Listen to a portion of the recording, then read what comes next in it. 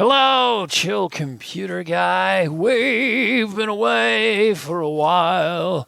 It's been a while since I made a video. Been super busy with the daily responsibilities and all that stuff. This includes the day job, taking care of the yard, and other various things that I just have to prioritize over music production. Now, if I were generating revenue from this channel or from music production, then maybe I could commit more time into making videos. But right now, that is not the reality. But as of late, there's been a new release from Bitwig Studio, Bitwig 3.0. It is in beta release right now. And the thing is I always thought it was kind of sacrilegious. It was kind of, you don't want to be making YouTube videos of beta software. I always thought the software companies didn't really like when you did that. But it seems like everybody seems to be making videos of this Bitwig 3.0 beta. When a new software comes out, there's always a selling point. Now with Bitwig 3, it's the grid. It's the modular synthesis environment, which I'm going to actually have a few videos on coming up, so be sure to subscribe. And the grid is really cool. It's exciting. Well, what about the regular nuts and bolts of the software? Have they made some improvements there? And have some of the things been added to the software that have to do more with the fundamentals? Like with me, I use pretty much VSTs. I don't really use the Bitwig default instruments or effects for pretty much anything. But the modular environment that they've created with the grid is very fun to mess around with, and I'm sure that eventually I will find some use for it. But again, when I got all my VSTs in here and I'm working on a track, there's fundamental things about a DAW that always constantly need to be improved from time to time. One of the things I have noticed is they have a zooming tool at the bottom of the screen. Now, at first I was like, well, okay, I don't really see, like, what is the point of this? You can zoom up here, but this is actually really quite useful. Why this is useful is I tend to use the selection tool here. Sorry about that hissing sound. It's all my sends and returns. If you're familiar with my channel, you know I love the sends and returns. I'm not a big fan of the inserts as much as I am send and returns. It's a good way to blend your track to get a thick sound. But that aside, let's talk about this new zooming tool. What I like about this is the fact is if I switch tools, let's say I love the time selection tool. I'm constantly using the time selection tool. But the problem is with the time selection tool, if you come up here, it's still a time selection tool. You can't get the zooming tool from up here. But what's great about this is now you can actually zoom while you have that tool selected. Now this might seem like a small thing, but as far as workflow, this is actually a huge thing for me. For example, I have this automation here, and what I'll often do is, instead of making 1,000 automation points, I'll make a bar or two of automation, get some variation, and then I'll use this time selection tool.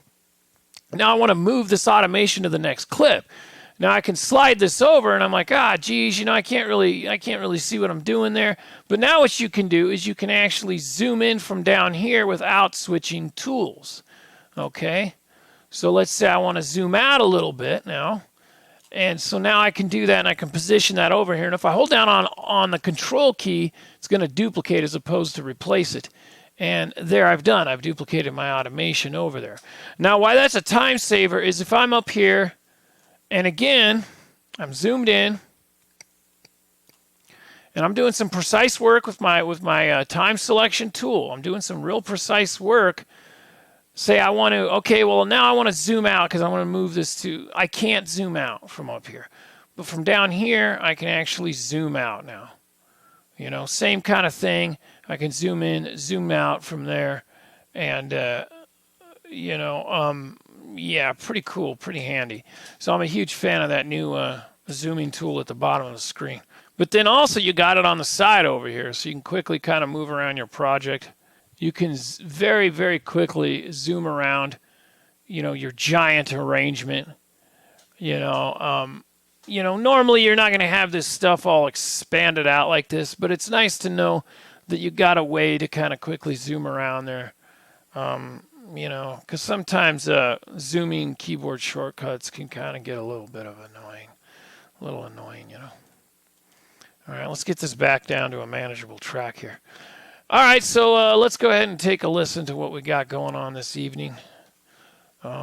What's causing all that hissing sound there?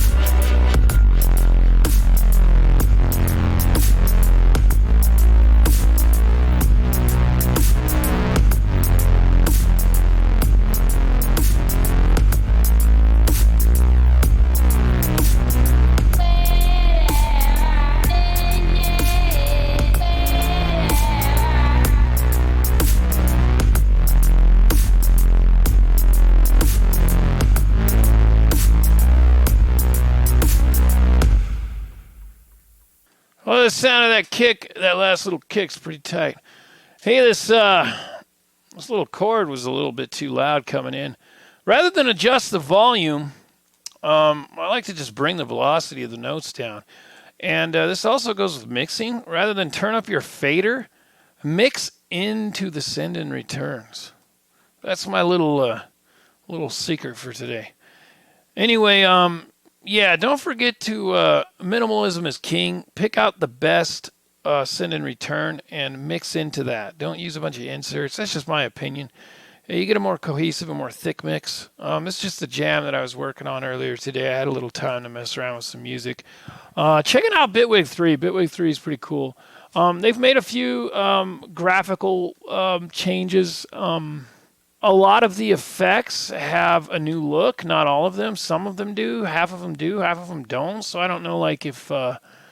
let's go to a new project here. Bitwig and just the Bitwig stuff. A lot of this stuff has a new graphical interface. I would say about 30% of the effects and modulators have a different graphical interface. Again, I don't really use a lot of the Bitwig effects, but you can see there's a different graphical interface here. It's very, very cool, very sleek. So, like I say, there's about 30% of the effects have a new graphical interface. That's part of Bitwig 3. So I don't know if they're going to slowly add on and make more new graphical interfaces, a more modern, a more sophisticated graphical interface. A couple of the effects that have kind of always I haven't been too excited about as far as Bitwig is like the EQ5. Not a big fan of the EQ5. I would like to see the graphical interface of this like updated, like the compressor over here. Maybe I mean the numbers have been enlarged. There's a different font going on here, so that's kind of nice. And you can also convert it. Like if you go to the EQ2, so EQ2, you now have the option to right click and upgrade it to the EQ5. You gotta hit OK first, but once you do that, you can hit upgrade to EQ5, so you can switch from the EQ2 to the EQ5.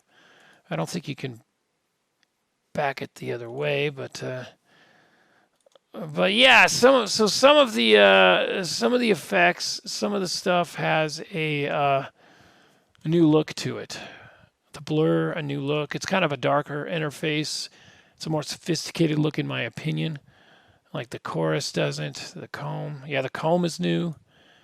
The compressor's new. DC offsets, kind of, you know, the delays look about the same. The distortion has a new kind of interface. This is a new looking interface. Yeah, the filter. Look, the filter has a new interface. That's kind of a nice interface, you know. But yeah, so some of the stuff has a new graphical interface, so it's pretty exciting, pretty cool stuff. But as far as the fundamentals, you know, put a zoom bar in there, and they've done a few other things. You can adjust the contrast, the display, and whatnot. So yeah, check it out. Check out the beta. I think Bitwig is going in a really good direction. I mean, there's a few things like a default clip color. I'm just because I'm weird and finicky and I'm neurotic about stuff. I'm neurotic about having everything be gray or black until I've assigned it into the track. In other words, every track that comes into the project is nothing but an idea. Therefore, I want it like a gray color or a off kind of a in the background kind of color. And then once I decide this is my bass line, this is my drum loop, or this is what I'm going to use, then I like to color it accordingly. But when there's, you know, like this, it's like automatically purple. It's like, oh, okay, another track. Now it's this fucking pink color. Oh, another track. Oh, now it's like a red color. Oh, another track. Oh, now it's an orange color. I just want these to all be, you know, I want them all to come in like gray or whatever color I assign, you know. I just want every track to come in as a gray or whatever color I assign. I just want basically a default clip color, and I want you to be able to assign that so every time you bring a new clip in, it's the default clip color. I don't do real good with I'm kind of a designer background, so I don't do a lot of good with crazy colors flying all over the place. I'm just like I'm like anything more than 3 or 4 colors on the screen at a time. I start to like, it's kind of like, it's hard to think. All right, Chill Computer Guy, thanks for tuning in. Subscribe to the channel. We're going to start making videos again. I'm getting the Deep Studio back together. It's downstairs. Doing a little drywall work and stuff. Kind of fixing up some. Like I said, I've been super busy taking care of it. You know what I mean? So I haven't had a lot of chance to make a video. I've been real sick too. I've had kind of a sore throat and a cough, and I've had these allergies, and so talking on this thing kind of like my throat's sore right now from babbling on this thing. So be sure to give me a thumbs up, like, subscribe, tell a friend about the channel. Please do subscribe. That makes my sore throat worth it. Comment below. Let me know what you want to see. And like I said, I have some tutorials coming up on the grid.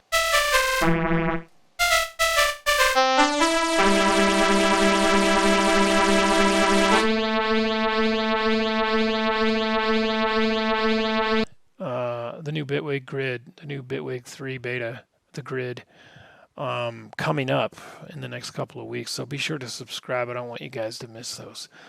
So we're going to be talking about the grid here in the next couple of days, and I might try to get one of those videos up in the next couple of days. If not, probably within a week or so. So be sure to subscribe so you don't miss out. Click that bell. Thanks for tuning in, and we'll see you guys again. Bye-bye now.